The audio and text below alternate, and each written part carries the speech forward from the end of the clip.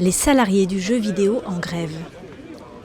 C'est une première historique. À l'appel du syndicat des travailleurs du jeu vidéo, les salariés se sont rassemblés dans une dizaine de villes pour dénoncer leurs conditions de travail et les destructions d'emplois. Il y a 8 ans, c'était un désert syndical.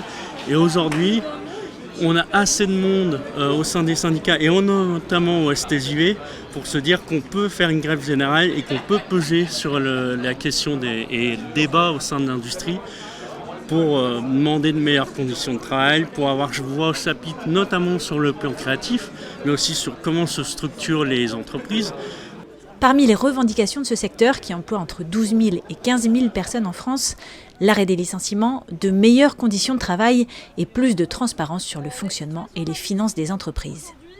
Déjà, j'aimerais bien pouvoir me projeter à long terme dans l'industrie, pouvoir participer aux prises de décision.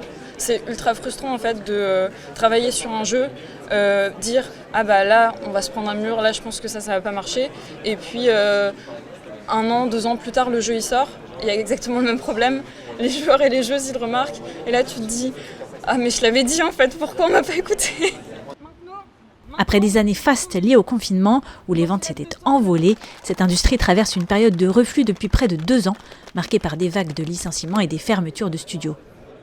Ces derniers mois, plusieurs entreprises ont été touchées par d'importants mouvements sociaux, plutôt rares dans ce secteur. À l'image du mastodonte Ubisoft, qui emploie près de 18 000 personnes dans le monde. Alors que l'entreprise a déjà fermé plusieurs studios ces derniers mois, elle a annoncé en janvier que ses résultats financiers seraient moins bons que prévu.